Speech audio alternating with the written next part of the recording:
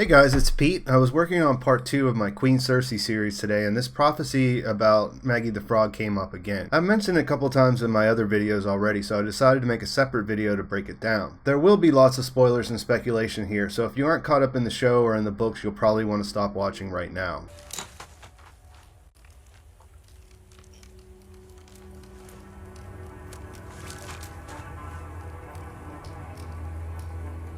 Three questions you get. You won't like the answers. I've been promised to the prince. When will we marry? You'll never wed the prince. You'll wed the king. But I will be queen. Oh, yes. You'll be queen. For a time. Then comes another. Younger. More beautiful. To cast you down and take all you hold dear. Will the king and I have children? No. The king will have 20 children. And you will have 3. That doesn't make sense. Gold will be their crowns. Gold. Their shrouds.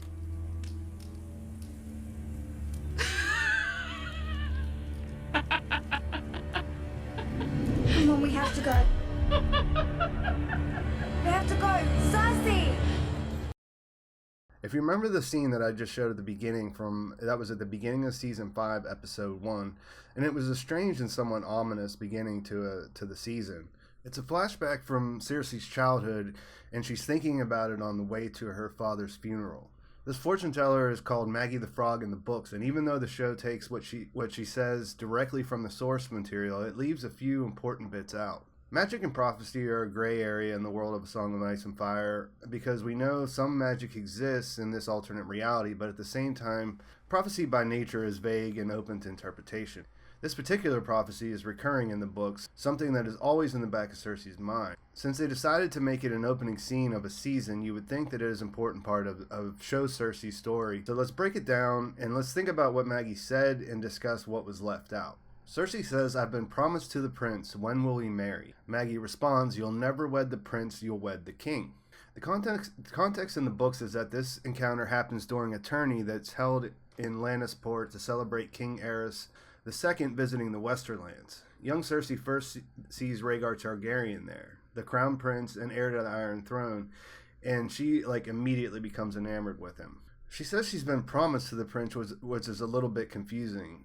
Lord Tywin's plan was always to marry Cersei to Rhaegar, but Aerys never agreed to it. So technically, in the books at least, she was never promised to any prince.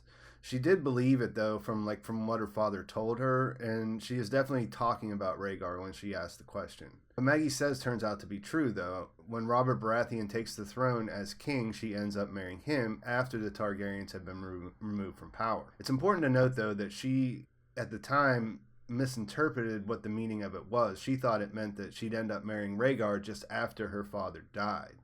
So, it was true, but Cersei didn't have the right understanding of it. Cersei then says, "But I will be queen." Maggy says, "Oh yes, you'll be queen for a time. Then comes another, younger, more beautiful, to cast you down and take all you hold dear." So the queen part obviously came true when Cersei married Robert.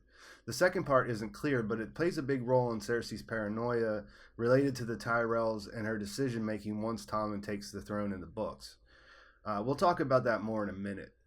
Cersei then says, "Will the king and I have children?" Maggy responds, "The king will have 20 children, you will have 3. Cersei says, "That doesn't make sense." And Maggy says, "Gold will be their crowns, gold their shrouds." So here Maggy gets it right again. She counts the number of Robert's bastards, which are in the show, where it says 20, but in the books it was 16. But either way, she gets it right, and she counts the 3 children Cersei had with Jaime, which were passed off as Robert's. Remember, Robert got Cersei pregnant once, but she never had the child. And to make sure this didn't happen again, she would take Moon Tea whenever they had been together.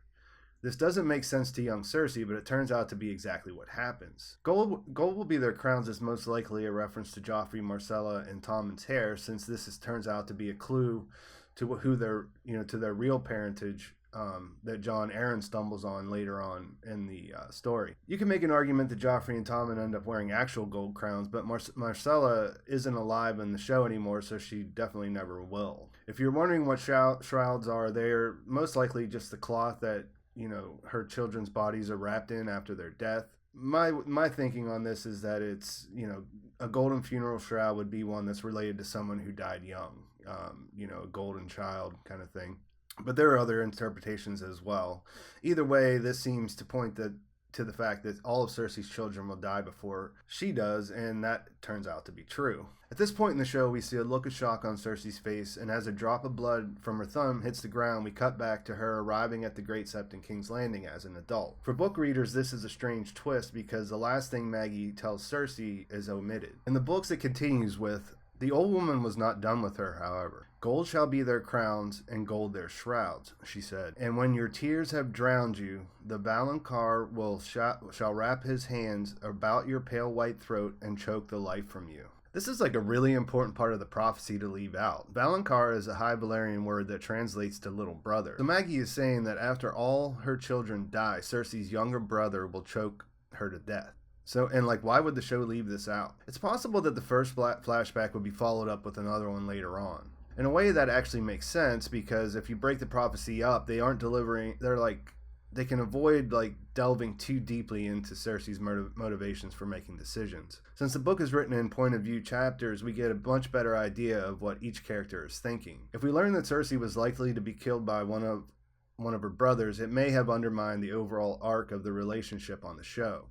In the show, Maggie is batting 100%, as none of what she's told Cersei so far has been proven incorrect. In the books, we also have a little more information that reinforces the accuracy, because the girl who is with Cersei, Melara, asks Maggie one of her questions before they leave. She asks if she will marry Jaime, to which Maggy the Frog answers, "Not Jaime, nor any other man. Worms will have your maidenhead. Your death is here tonight, little one. Can you smell her breath? She is very close." That night, Melara falls into a well and dies. And when Cersei tells the story, you get the idea that she probably was the one who pushed her in. Either way, Maggie got it right, and at this point it gets hard to discount her ability to see the future. Although Cersei has Maggie's prophecy in the back of her mind and revisits the memory often in the books, we don't have much else to test her accuracy. In one conversation with Qyburn, Cersei brings it up, and Qyburn gives credence to the power of blood magic. She asks him if the prophecy can be forestalled, and he says that it definitely can.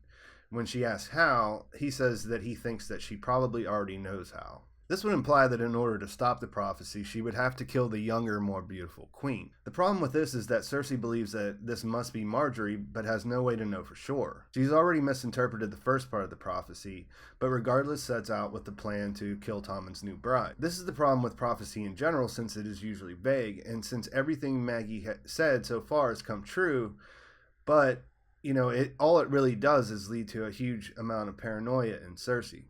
Whether Margaery as the younger queen come to take everything Cersei holds dear is up for debate. She did take Cersei's boys from her in marriage. She married them both, and both of them were infatuated with her. Margaery, through her family's actions, literally took Joffrey from her by killing him, but Cersei never really seems to suspect them as, the killers.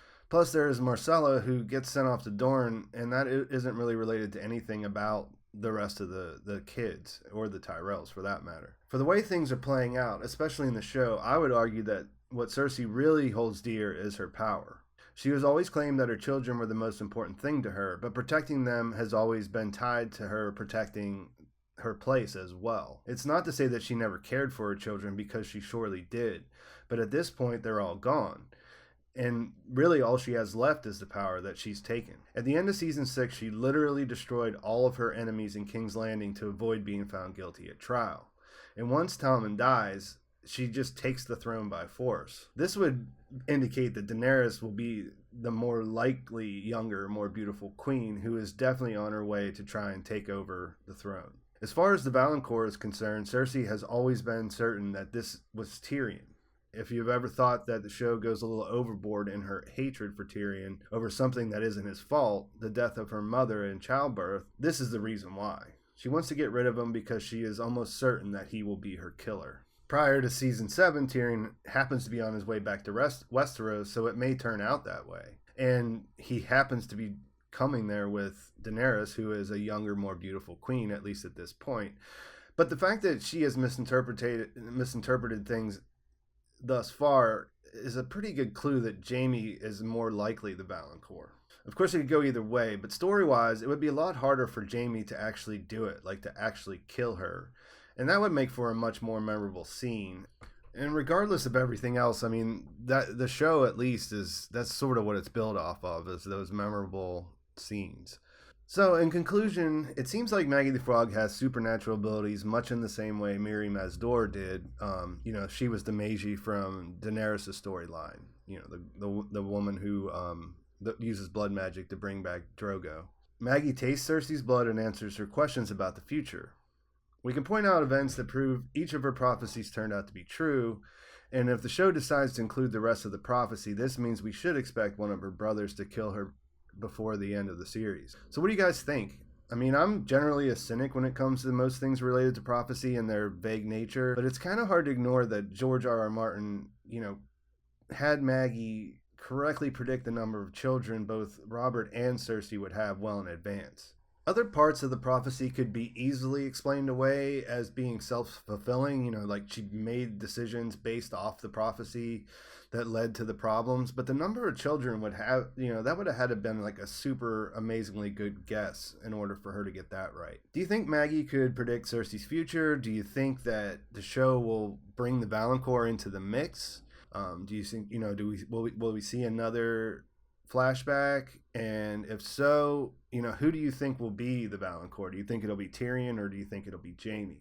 Please like the video and don't forget to subscribe to my channel. I'm finishing up part 2 of the Queen Cersei series after this, and I'm still working on my Tourney at Harrenhal series, which will be out over the next week. I'm interested to see what you guys think about the Maggy the Frog and any other things that you are thinking about based on prophecy. Feel free to add those in the comments, and I'll talk to you soon.